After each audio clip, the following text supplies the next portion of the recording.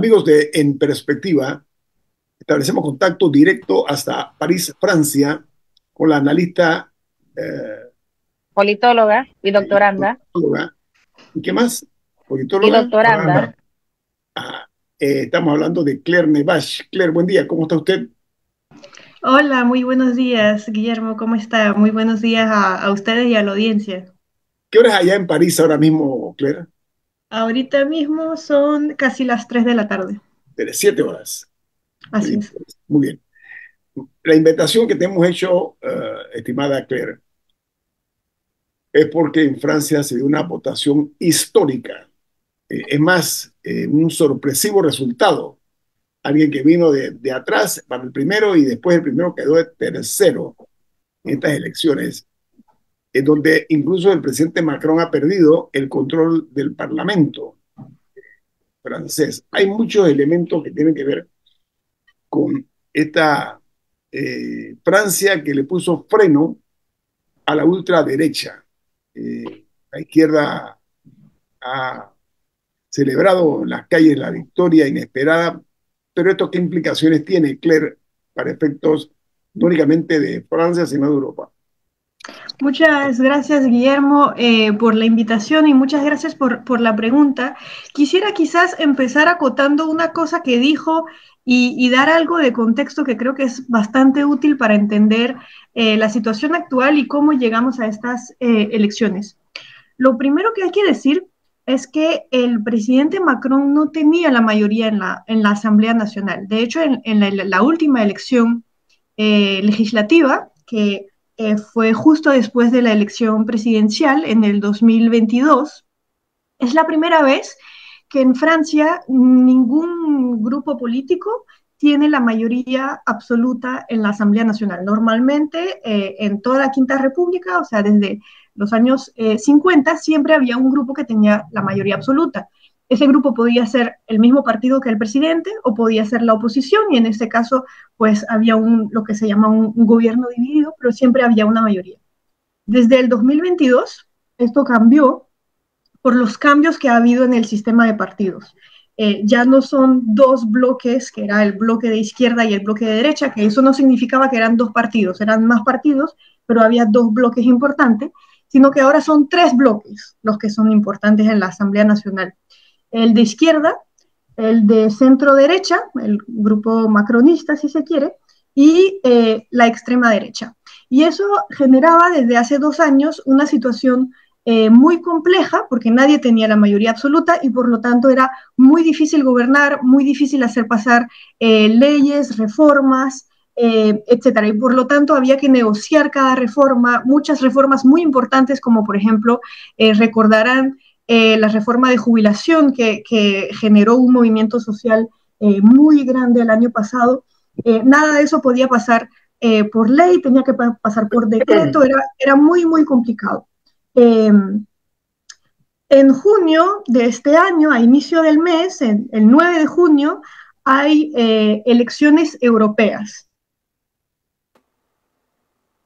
Eh, por hacerlo de manera sencilla, Francia, cada uno de los países de la Unión Europea manda algunos diputados al Parlamento Europeo. En el caso de Francia manda 81 diputados al Parlamento Europeo, y la extrema derecha hace un resultado histórico, gana 31% de los votos, la extrema derecha, y muy lejos detrás están digamos, el bloque de centro derecha de los macronistas, y un poco después los partidos de izquierda. Muy sorpresivamente, a pesar de que Macron había dicho que las elecciones europeas no tendrían, digamos, un impacto en la política nacional, Macron, la misma noche de los resultados de las elecciones europeas, disuelve la Asamblea Nacional y llama a elecciones. Eso es perfectamente posible digamos, en la Constitución francesa. Lo que piensa, digamos, lo que prevé la Constitución francesa es que el presidente puede disolver la Asamblea, y en contraparte, esos son, digamos, los balances de las instituciones francesas, y en contraparte la Asamblea Nacional puede hacer una moción de censura al gobierno y hacer caer el gobierno. Entonces, disuelve la Asamblea Nacional y llama a elecciones para según él, y fue la palabra muy usada durante estas semanas, clarificar lo que los franceses querían para su futuro político. Fue una sorpresa enorme para todos y todas, porque disolver la asamblea y llamar a elecciones en un momento de gran debilidad del gobierno y de gran debilidad electoral, pues parecía una apuesta sumamente arriesgada, y además una apuesta sumamente arriesgada porque traía la posibilidad de traer la extrema derecha al poder. ¿Cuál era la apuesta de Macron? Aparentemente era la idea de que los franceses estaban muy molestos por muchas razones y que por lo tanto el voto de las elecciones europeas había sido un voto de enojo, de protesta, pero que en una elección netamente nacional iban a votar distinto, y además que la izquierda estaba muy fragmentada y que por lo tanto al final de cuentas él iba a salir beneficiado de esa apuesta. Evidentemente los resultados pues no le dieron la razón. En menos de una semana, que era el tiempo que había para para proponer las candidaturas, todos los partidos de izquierda que se habían enfrentado muy duramente durante las elecciones europeas se ponen de acuerdo en menos de 2 días para hacer un frente común y para hacer una coalición común, y en 4 días hacen un programa común. Y eso es como algo muy importante, porque obviamente entre los partidos de izquierda hay diferencias importantes, pero ante el peligro de la extrema derecha realmente hay valores y hay hay un destino que ellos sienten que les une, ¿no? En la primera vuelta, que fue hace un poco más de 8 días, el 30 de junio, reitera la extrema derecha su gran éxito electoral con 33% de los votos, y eso genera que está en segunda vuelta en prácticamente 85% de las circunscripciones electorales, o sea, de los circuitos electorales. Incluso en 38 circunscripciones gana en primera vuelta. Le sigue la izquierda con un muy buen resultado, inesperado para ese grupo político, de 28%, y Macron bastante detrás con 20%. ¿Qué sucede entre esta primera y esta segunda vuelta que hace que genera un cambio, digamos, en el paisaje político, que es un poco lo que mencionaba, ¿no? Parece como que los últimos llegan de primero al final. Lo que pasó fue lo que en Francia llamamos a veces de cordón sanitario o de frente republicano. Y eso significa que ante la amenaza o el peligro que sienten muchísimos franceses, porque obviamente pues 33% votaron a la extrema derecha, pero eso significa que 67% no piensa que es la mejor opción para el país. Se organiza el país, se moviliza el país de forma muy fuerte para impedir la llegada al poder de la extrema derecha. ¿Eso cómo se manifiesta? Se manifiesta a nivel partidista, porque no les voy a dar muchos detalles institucionales de cómo funciona la elección legislativa francesa, que es bastante complejo, pero solo muy brevemente les digo que en la segunda vuelta pueden pasar 2, 3 o hasta 4 candidatos para la segunda vuelta. No necesariamente es una segunda vuelta de 2. ¿Y qué pasa? Que masivamente, sobre todo los candidatos y candidatas de izquierda, 126, pero también algunos de centro derecha, 71, se retiran, o sea, sacrifican sus propios candidatos, dicen, estamos calificados para la segunda vuelta, pero no vamos a ir, para tener la menor cantidad posible de candidaturas e impedir así que gane la extrema derecha. Y llamaron a sus, por ejemplo, la izquierda llamó a sus propios votantes, a su electorado, exacto, a votar por un candidato que no era un candidato que les gustaba, un candidato de centro derecha o incluso a veces muy de derecha, para impedir la llegada de la extrema derecha. Y al contrario, muchos responsables políticos del centro derecha hicieron lo mismo y llamaron a votar por candidatos de izquierda, aunque hay que decirlo en menor medida y dependiendo un poco de los candidatos. Permítame, defíname si puede en dos minutos. Se habla mucho del cordón sanitario que se tendió explíquenos en qué consistió ese cordón sanitario, por favor. ¿Y Claro, por qué se llama así?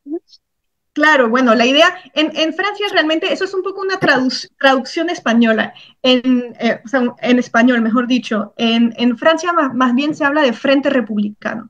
La idea es que el partido Agrupación Nacional, antes llamado Frente Nacional, no es un partido democrático, no es un partido republicano y por lo tanto su llegada al poder o sea, genera una amenaza muy grande sobre la democracia y sobre el Estado de Derecho y por lo tanto eso es lo suficientemente preocupante para una mayoría de franceses para llevarlos a votar para un candidato o una candidata que no es su preferencia personal.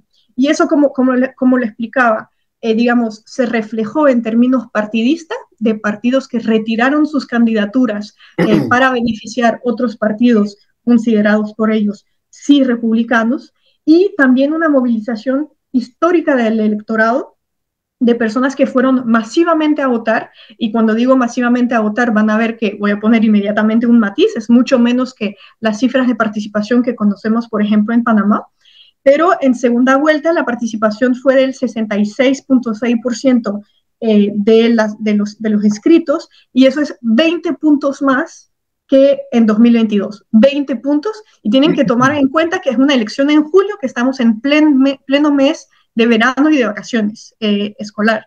Entonces, realmente eso muestra que había una gran preocupación por parte de las, digamos, de las organizaciones partidistas, pero también de la población que se movilizó electoralmente de forma muy fuerte. Si quieres, puedo... Ajá, dígame. Disculpe, tengo un corte comercial, debo cumplir con nuestro... Perfecto.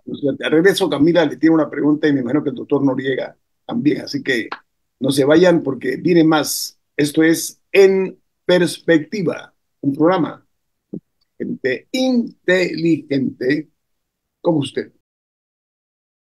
Bueno, amigos, estamos en contacto directo hasta París, Francia, con la analista, la politóloga. ¿Qué más, Camila? Doctoranda. Doctoranda Claire Nevache. Claire está en París en el verano francés, Claire, ¿no? Y es un verano frío y lluvioso, pero sí. Estamos analizando lo que ocurrió en Francia en las elecciones recientes, donde, ojo, en la primera vuelta, la extrema derecha ganó casi 294 circunscripciones, pero tras la votación final se quedó con 143, tuvo una merma muy fuerte. Una merma versus la primera vuelta, pero un aumento versus lo que tenían antes. Sí, ok, Camila, adelante. Sí, Claire, escuchando un poco el contexto que presentabas, básicamente ocurrieron dos cosas particulares que creo que quizá es lo más sorpresivo y lo que quizá nos cuesta un poco entender porque no solemos verlo. O sea, hubo un nivel de sacrificio, no sé si llamarlo como desprendimiento, tanto de los partidos como del electorado. O sea, hubo un nivel ahí como de disciplina colectiva que no sé de dónde salió. O sea, no sé si es un tema cultural o si hubo alguien que empujara eso. Quería conocer un poco de, o sea, cómo socialmente, cómo se dieron esas dos cosas. ¿Hay algún liderazgo que lo empujó o surgió orgánicamente de que simplemente así fue el electorado? Mira, es una pregunta súper interesante. Es la primera vez que se dio ese frente republicano fue en el 2002, es decir, hace ya más de 20 años. Y la generación que creció desde el 2002 ha crecido con esa idea del frente republicano. Yo he crecido con esa idea del frente republicano, de que de alguna manera, ante una amenaza tan grande como la posibilidad de la llegada de la extrema derecha al poder, uno se tiene que movilizar aunque no le guste el candidato o la candidata que esté en segunda vuelta. Y eso lo hemos vivido en el 2002, en la elección en la que estuvo Chirac y Le Pen, el padre, en segunda vuelta. Lo vivimos una segunda vez con Macron en 2017, cuando estuvo Macron y la extrema derecha, con la hija de Le Pen, Marine Le Pen, y en 2022 nuevamente. ¿Cuál es digamos, el gran matiz que hubo en estas elecciones? Anteriormente, hasta el momento, los únicos que habían tenido que hacer, digamos, ese desprendimiento o ese sacrificio, como lo llamaste, había sido la izquierda. que había votado por un candidato de derecha que quizás no le gustaba, pero que ante el panorama pues prefería eliminar a la peor opción. En esta ocasión era un poco distinto porque en muchísimas circunscripciones, en muchísimos circuitos, también lo tuvieron que hacer electores de derecha. Entonces, de alguna manera se puso la sociedad más a prueba, porque toda la sociedad estaba a prueba, de alguna manera, de votar por candidatos o candidatas que quizás no era del gusto de todo el mundo. Dicho eso, yo creo que vale la pena decir algo. ¿Quién perdió y quién ganó en esas elecciones? Y creo que es importante como subrayarlo porque creo que hay a veces una interpretación un poco rápida de que la izquierda ganó las elecciones y creo que es una interpretación demasiado rápida. ¿Quién perdió? Definitivamente la bancada presidencial.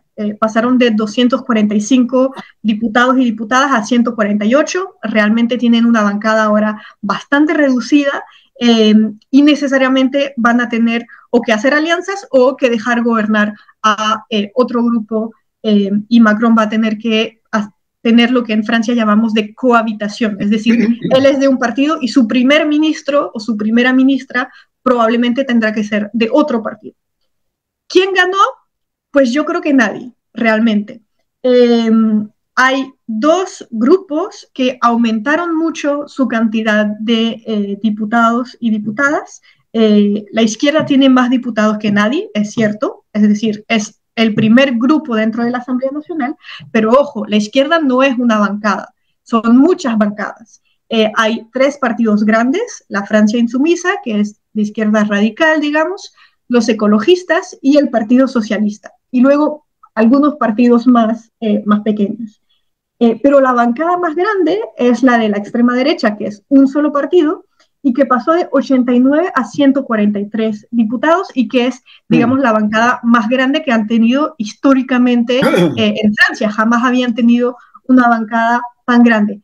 ¿Cuáles son, digamos, los próximos pasos o las próximas cosas a los que tenemos que estar atentos y atentas? Lo primero es que el 18 de julio empieza la sesión legislativa y por lo tanto se va a elegir la presidencia de la Asamblea Nacional. Y ahí vamos a ver realmente cómo va a estar dirigido el país, si a la izquierda o si a la derecha.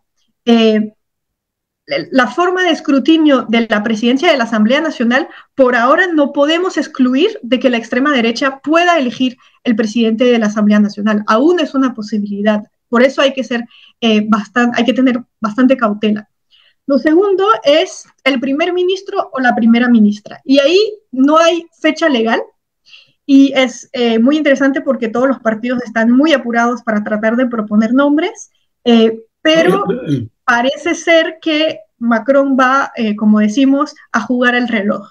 Y por decirlo de una forma un poco coloquial, así como se dice en Panamá, lo vemos después de carnavales, un poco lo que se está escuchando en Francia ahorita mismo es lo vemos después de las Olimpiadas, que no hay que olvidar que en 10 días empiezan los Juegos Olímpicos en París, que es un evento enorme que va a demandar muchísima atención de las fuerzas públicas, de la administración pública, etcétera, y que por lo tanto ya, digamos, demanda mucha energía del Estado sin tener que estar en una crisis política aparte. Mira, probablemente va a tomar semanas. Claire, nada más una precisión. Hablabas del primer ministro.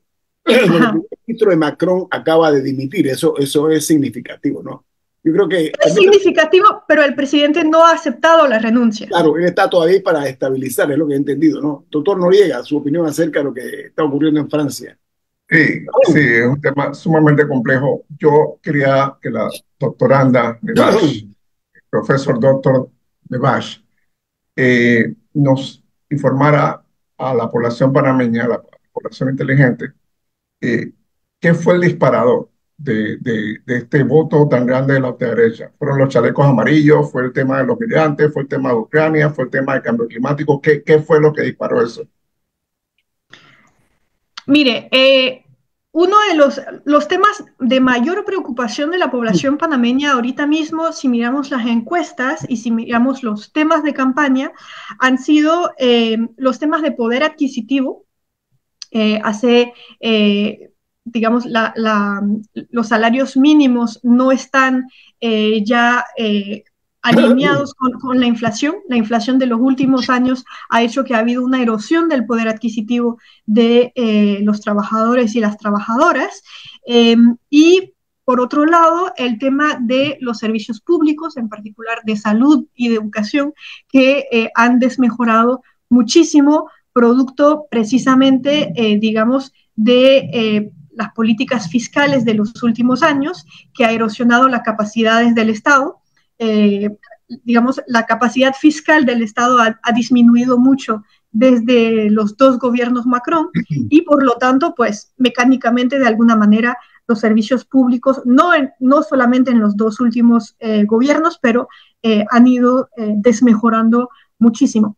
Por lo tanto, ¿qué es lo que el electorado de la extrema derecha reclama? Algunos, por supuesto, reclaman de la presencia de los inmigrantes y de del multiculturalismo que existe en Francia, etcétera, etcétera. Pero también es cierto que muchos no comentan tanto de este tema, sino que se preocupan muchísimo por su poder adquisitivo, por la disminución de la calidad de los servicios públicos y por la sensación de que ya han probado la izquierda, ya han probado la derecha, ya han probado ahora con Macron el centro y que nada les ha funcionado y que por lo tanto la extrema derecha es de alguna manera su última salida. Eso es un poco el motivo del desasosiego y de la pérdida de confianza en los partidos. Doctora, ahora, hay una situación real. La izquierda francesa está enfrentando un reto, algo que es inédito, que es la formación de un gobierno de coalición. ¿Cómo usted ve esa posibilidad? Es totalmente inédito porque Francia no tiene la cultura política, o al menos Francia en los últimos 70 años no tiene la cultura política de coaliciones, por lo tanto parece muy difícil y además desde ya el partido, digamos, de Macron ha anunciado que no iba a gobernar con el partido de la Francia insumisa, por lo tanto los números no dan, por decirlo de forma muy coloquial.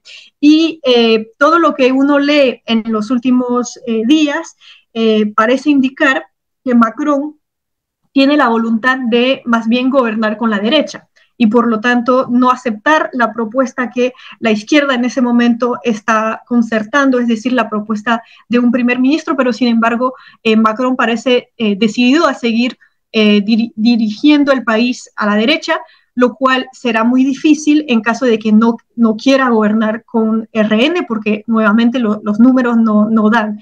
Únicamente con sus propios diputados y diputadas y los diputados y diputadas de los republicanos, que es el partido, digamos, entre ellos y la extrema derecha, no hay suficientes diputados para tener una mayoría. Camila. Ahora, Claire, ¿cuáles son las implicaciones de este resultado a nivel regional y después lo podemos expandir más allá de Europa? Porque a nivel regional, por ejemplo, coincide con un cambio de liderazgo también en el Reino Unido, en el que Rishi Sunak y los conservadores salen del poder, los conservadores que llevaban creo que por como 15 años, ya ni recuerdo cuántos, 14. al poder. ¿Ah? 14. Bueno, sí, 14 años en el poder, ahora llegan los laboristas, o sea, ¿cómo se ve el panorama europeo? Pero hay otros países de Europa que sí se han ido más hacia la derecha, entonces, ¿cómo se ha redistribuido la balanza de poder en Europa y qué implicaciones tiene eso hacia afuera? O sea, ¿qué puede Panamá ver hacia allá? Sí, doctora, esperamos en 3 minutos, por favor, porque el tiempo, adelante. El tiempo apremia. En el caso de Francia, yo creo que todavía hay que ser sumamente prudentes porque no estamos ahorita mismo en posición de saber si el país va a ser gobernado a la izquierda, a la derecha o incluso a la extrema derecha. Entonces, realmente todavía llamaría a mucha cautela. Lo que sí es seguro es que seguramente la imagen de Francia se ha visto bastante afectada por el episodio en el que durante 3 semanas todos sus socios europeos pues tuvieron la preocupación de que Francia pudiera seguir el camino de la extrema derecha y también es cierto que corresponde a una dinámica que vemos en España, que vemos en Alemania, que vemos en otros países de Europa, de aumento del conservadurismo e incluso de aumento de la extrema derecha en algunos casos. Yo creo que en ese momento, más bien el caso británico es un caso un poco excepcional, pero que tampoco hay que sobredimensionar porque no deja de ser un partido laborista bastante rediseñado y bastante más conservador que lo que era el Partido Laborista de hace 14 años cuando estuvo en el poder y que ya era un partido, digamos, que se había mudado mucho al centro. Doctora Claire Nevache, le mandamos un saludo hasta París, Francia, donde se encuentra usted. Muy amable, apreciamos mucho Muchas gracias. valiosos aportes porque el impacto no es únicamente dentro de Francia, sino para la propia Unión Europea. Estaba muy a la expectativa de estas elecciones francesas. En un minuto, la figura de Jean-Luc Mélenchon, ¿cómo queda, doctora? Es una figura bastante polémica. Lo que no tuve mucho tiempo para contar eso. Lo que es importante también, una de las cosas que pasó durante esas elecciones es que su grupo, digamos, su bancada dentro de la Asamblea Nacional, que era la bancada más grande de la izquierda, ahora está casi a la par con el Partido Socialista y eso, digamos, no lo pone en la situación de líder de la izquierda como estaba hasta ahora y eso de alguna manera reequilibra un poco la balanza en favor de la socialdemocracia. Marine Le Pen es una realidad inobjetable, ¿no? Sin duda. Ha demostrado Sí. fuerza. ¿Tiene futuro promisorio o no? Pregunta muy difícil. Si creemos los resultados del domingo, el Frente Republicano y los reflejos demócratas de los franceses siguen siendo muy fuertes. Dicho eso, si el país y si las políticas públicas del país no toman muy seriamente en cuenta las preocupaciones del electorado francés de poder adquisitivo, de servicios públicos, incluso en los lugares más rurales y más marginales, pues es de temer que obviamente eso pueda ser únicamente un tiempo más antes de ese gran salto en lo desconocido. Claire Nevache, doctora, politóloga, muchas gracias por su tiempo. Está en París, disfrute París. Usted, y vamos a ver en qué queda este resultado, donde se le puso un freno a la ultraderecha. Muchas gracias por sus buenos aportes, Claire. Que tenga usted un buen día. Muchas gracias a ustedes por la invitación. Por nada, vamos al corte comercial. Esto es En Perspectiva, un programa para la gente inteligente como usted. Amigos, vamos a plano nacional. A ver, en Panamá está nuevamente escuchándose el cashback. El cashback no es otra cosa que una metodología empleada por los corruptos de este país. Personas que tienen la capacidad de nombrar a alguien, pero hacen un negocito que le dicen, ok, vamos a darte un salario de $1,000, vía ejemplo. 300 son para usted y 700 son para mí. Estoy poniendo una cifra que puede ser mayor o menor. Ese tipo de figura no es nada novedoso, es un hecho ya conocido en nuestro país. Pero ¿sabe qué, doctor Noriega? Mi opinión es que paremos ya el estar haciendo escándalo para las gradas. Hombre, digan los nombres, publican los nombres, pero además de eso, recurran a los tribunales y se acabó la historia, doctor Noriega, en lugar de estar haciendo show, ¿no? Me parece. Bien, don Guillermo y Camila, creo que es importante primero lo que está sucediendo. Estas denuncias vienen de los nuevos alcaldes y de los nuevos representantes de corregimiento, prácticamente. No vienen del Ejecutivo, uno. Son alcaldes, alcaldesas, representantes de todas las bancadas prácticamente, que están denunciando la misma práctica, una práctica universalizada. No había estados de financieros, no había informes contables, no había, pero sí había cashback. Entonces, quiere decir que lo que teníamos enquistado en el poder local, en el poder nacional, era en realidad una banda de ladrones, de los cuales la Contraloría General de la República es el mayor cómplice. Porque si no tenemos Contralor o Contralora General de la República, estas cosas se hacen cada vez más comunes. Bien. Segundo, estamos en un momento sumamente interesante. Tenemos una Procuraduría General de la Nación debilitada y una Contraloría ausente. En ese entorno, por ejemplo, el alcalde Mirachi, Marín Mirachi, ha dicho que no es muy no favorece mucho esto de estar denunciando, perdiendo tipo de denuncia, lo va a tener que hacer. Y seguramente la alcaldesa Hernández y el alcalde Galván y otra serie de figuras van a tener que poner estas denuncias. eh, por el hecho de que son fondos públicos y la ley los obliga a todo servidor público que tiene conocimiento de un posible acto delictivo, tiene que poner una denuncia. Eso por una parte. Por otra parte, ¿qué capacidad tiene el Ministerio Público en términos reales? Después de que tres fiscales de muy alto perfil, dos fueron destituidos y uno renunció, y seguramente hay otros fiscales que están pensando, yo para qué voy a poner mi cabeza si aquí me van a votar enero me votan. Entonces, ¿qué capacidad real tiene el Ministerio Público para perseguir estos delitos? Y segundo, ¿cómo se puede perseguir estos delitos si tienes una Contraloría General de la República totalmente opuesta a la transparencia, que es lo que lamentablemente tenemos hoy en día? Así de podrida está la institucionalidad en Panamá. Así de podrida está la institucionalidad en Panamá. Tenemos el riesgo de que estos robos, porque eso es lo que es un robo, queden totalmente en la impunidad. Esa ha sido Así, una norma, casi una norma, doctor Noriega, en Panamá, ¿no? Por una parte, el derroche inmoral de dinero, por otra parte, la sordera política, pero sobre todo, una justicia muda, sorda y tonta. Ese es parte del problema de Panamá. Cuando eso se corrija, tendremos realmente la y moral. notar, don Guillermo, que no solo la justicia, hay otros actores que son claves para que haya justicia, sobre todo la Contraloría General de la República. Ok, Eh, vamos a tocar otro tema, doctor, un giro de timón. Ayer el presidente de la República, presidente constitucional José Raúl Mulino, se reunió con el presidente de Brasil, Lula da Silva. A ver, la idea es que Panamá logre ser miembro del Mercosur.